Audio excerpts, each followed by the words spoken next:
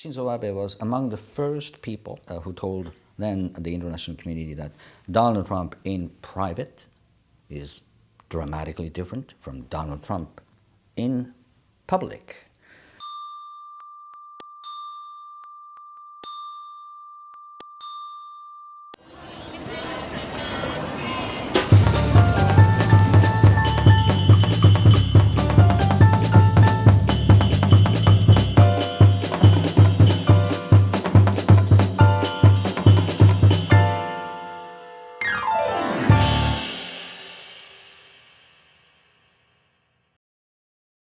Hi everyone and welcome to your G0 world. I'm Ian Bremmer and I'm here in Tokyo, Japan, where in just a little bit I'm going to be talking to Dr. Tom Taniguchi. He's Prime Minister Abe's special advisor and his voice on foreign policy. After a big win for Prime Minister Abe, he's just the guy I want to be talking to.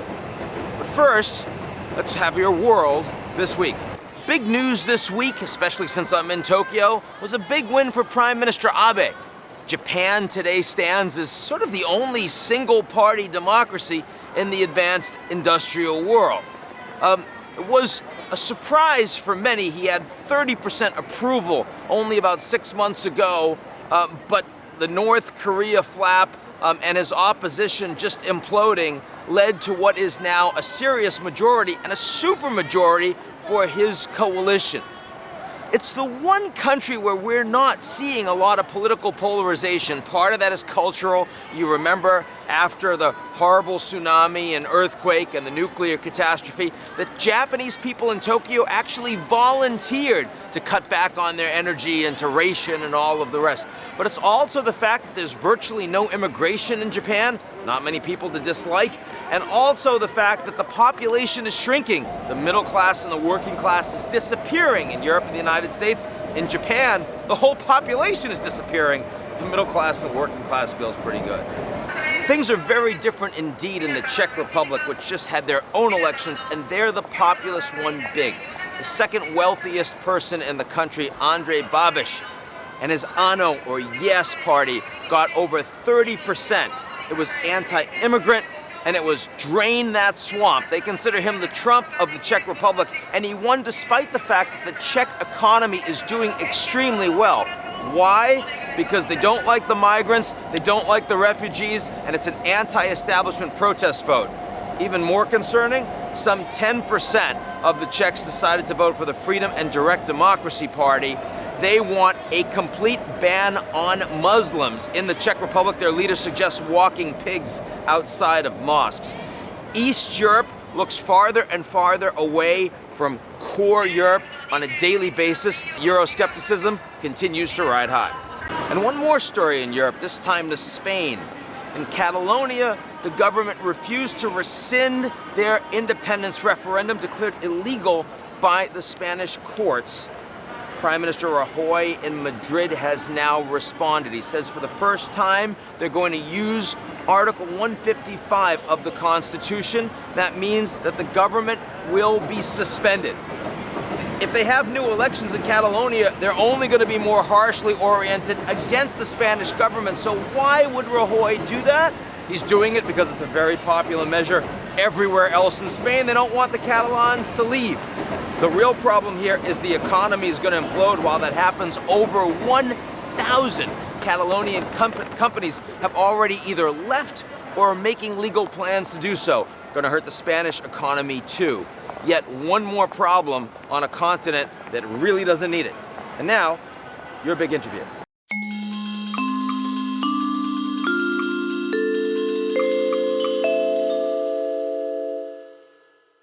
Hi everyone, I'm here in Tokyo, Japan, in the Prime Minister's official residence, talking with Dr. Tom Taniguchi, who is the special advisor to Prime Minister Abe, as well as his voice on foreign policy. And Tom, I'm delighted to be with you here today. Thank you for having me. So I guess we should start with the obvious, which is a big win for your Prime Minister. Certainly a year ago, if you had said that the strongest leader of an advanced industrial democracy was not going to be the US president or the German chancellor or the UK prime minister, but Shinzō Abe, you would have laughed me off the stage. It looks a little different today. How do you feel about this term? What's going to be different? Well, it's going to be a little different from what I have seen so far. Complacency is something that Shinzō Abe should never ever have. Japan is fighting a long game, domestically speaking. You're looking at a very much slow growth. You're looking at very much a low productivity. And there is no panacea silver bullet. And so my sense is you must provide the nation with, I think, 3 C's. Commitment, obvious, and continuity and consistency.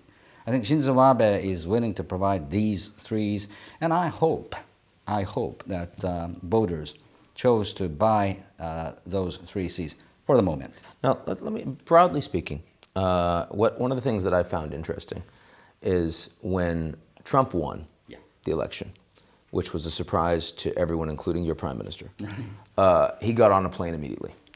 Now, since then, there's been a clear difference between the warmth and personal connection of Prime Minister Abe and Donald Trump and, let's say, the European allies, who have been friendly but much more cautious, maybe much less effusive, much more pragmatic. Is that a conscious distinction? Does Abe want to be out there saying, I'm Trump's best friend and these other allies, doesn't matter what they do? Or is his perspective it's all the same? Well, it's good to have good relationship between the United States and Japan, between the U.S. leader and the Japanese leader, from Japanese perspective. What I'm saying is, had Mrs. Clinton actually won the elections, Shinzō Abe could have and would have built as good relationship with Clinton as with Donald Trump. You think that line into Trump, do you think that is helping to moderate the American president at all? Is that something that Abe is not interested in doing? 4 times in person like this, and 15 times over phone. So the intensity of the conversations between the two is rare. Certainly it appears that the relationship between Trump and Abe is closer than we've seen between leaders from these 2 countries in a very long time. Do you think that's true? I think that's true. First time when Shinzō Abe met Donald Trump, it was in November last year. Right, after the election, that's right. He met President-elect Donald Trump. Flew to Trump Tower. Yes. Saw the family too. Yes, the Trump Tower. And Shinzō Abe paid very less attentions to what people say in the news media. But he wanted to. He was genuinely curious to see who this man was about, and he wanted to see him just in person, and come to any sort of judgment after having seen him in person. I think that was something that Donald Trump really liked. So Shinzō Abe was among the first people who told then the international community that Donald Trump in private is dramatically different from Donald Trump in public.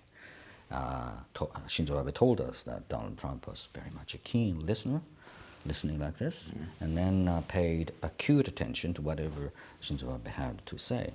I think Donald Trump, the first impression that listening Donald like Trump... this. I'm going to do my Donald Trump listening thing. Yes, okay, that's good. The first impression Donald Trump developed after meeting Shinzō Abe was pretty much a favorable one. And in terms of North Korea itself, do you think, would Prime Minister Abe now accept the Chinese perspective, that the Chinese are doing more, they're trying to contain them, and that North Korea is not a proxy for China? Is that something that your government now would say, yeah, that's right, the Chinese are pretty much on board with that? Or Proxy or not, the fact remains that had it not been trade connections North Korea has with China, Pyongyang could not live a day. That's for sure. Absolutely. So it is incumbent upon Beijing to follow the sanction regime that United Nations unanimously passed. So that's the hope Tokyo has, and the Japanese government is urging Beijing to do that. How much do you want the Chinese to hit the North Koreans? In other words, the Chinese historically, and you know this better than almost anyone, are reluctant to push North Korea so far that it could lead to escalation or it could lead to potentially the regime crumbling. Are you sensitive to those concerns? Are they legitimate? Are they valid on the part of the Chinese government? I don't know what sort of perceptions that Xi Jinping's leadership now holds vis-a-vis North Korea. The fact of the matter is, you're looking at a country that is very much dependent on its neighbor, i.e. China, nonetheless is building two things: nuclear arsenal and missile technology that could soon lead them to shoot a big one that could reach even the continental United States. And cyber capabilities. Cyber capability, that's awesome, yes.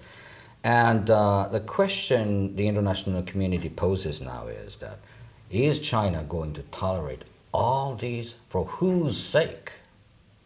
And I think Beijing is responsible of answering those questions. Do you believe China is now taking this considerably more seriously, or no? It appears that China is taking actions that are more meaningful than before, but it'll take a long time for us to see whether those means have been effective.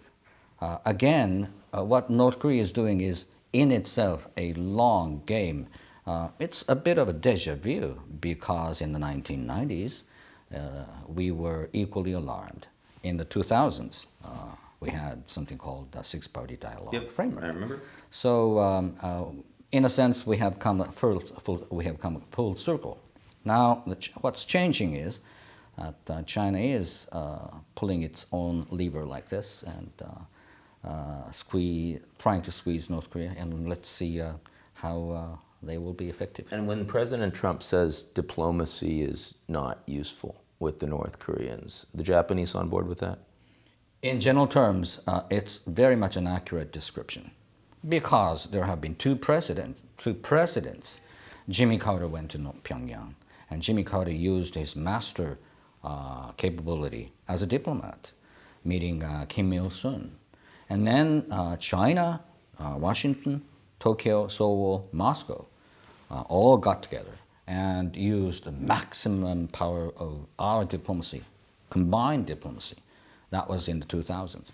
All these two attempts have failed rather miserably because we were all cheated by Pyongyang. So let's move to the other great man who also had a good week, maybe even a better week than Shinzō Abe, Xi Jinping.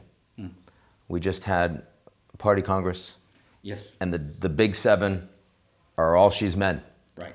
And we don't know who the successor is.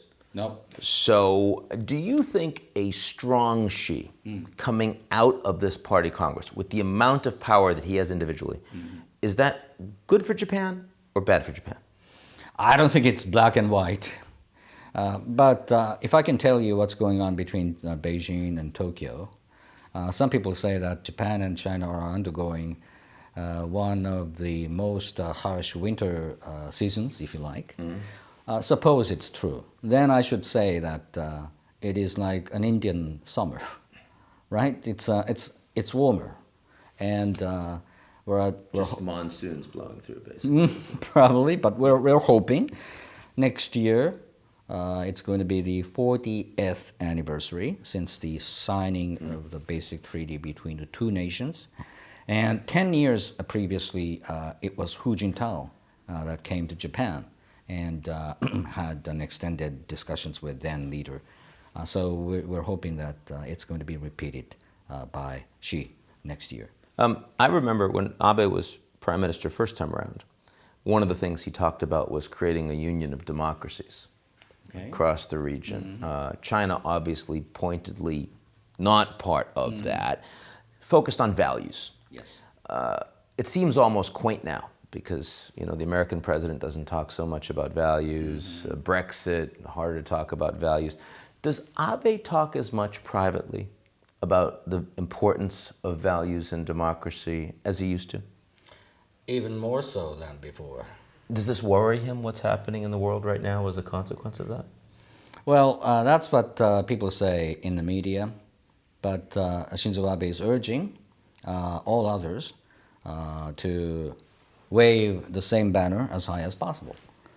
Democracy, human rights, and freedom of press, those values. I think Shinzō Abe is still very much earnest in sticking to those values. And I think Shinzō Abe wants his attempts to be followed by as many people as possible. So I want to finally turn back to Japan. Yeah. Liberal democracies in the world right now are having a hard time. Right. I'm sure you know a lot of divisions in Europe, a lot of divisions in the United States. Feels like fewer divisions in Japan. Right.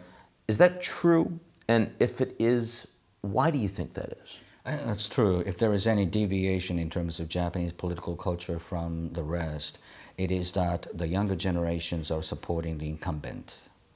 Among the 20s, the ratio of support for Shinzō Abe is the highest.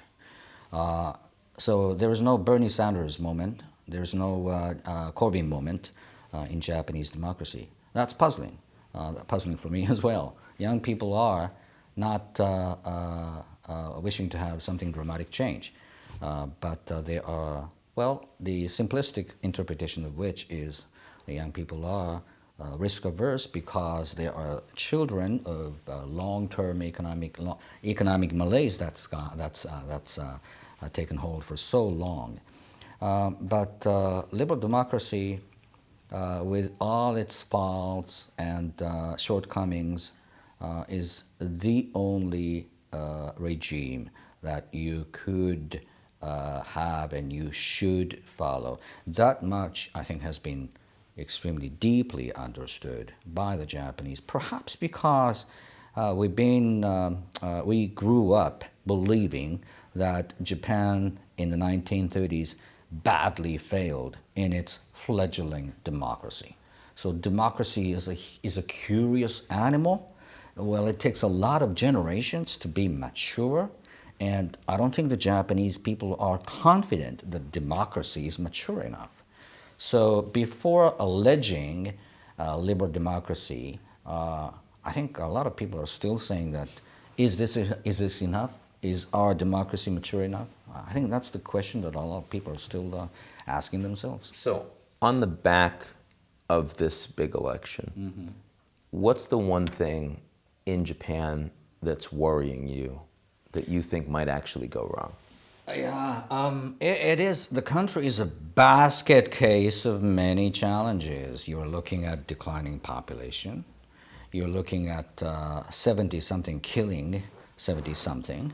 Juvenile crime, the number of which is constantly on the rise. The crime rate for the 70s and 80s on the constant rise. And so welfare provision is in dollar terms is bigger than defense spending of the United States, defense spending of China, Russia, Saudi Arabia, UK, all combined. That's Japan. So it's very much easy to be pessimistic about the Japanese future.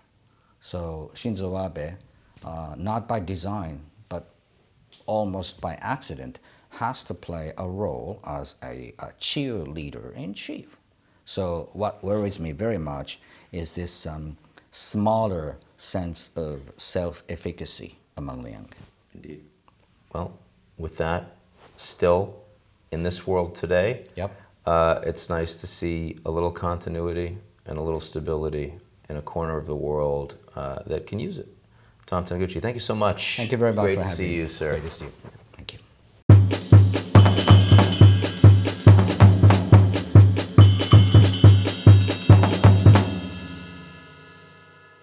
That's our show this week.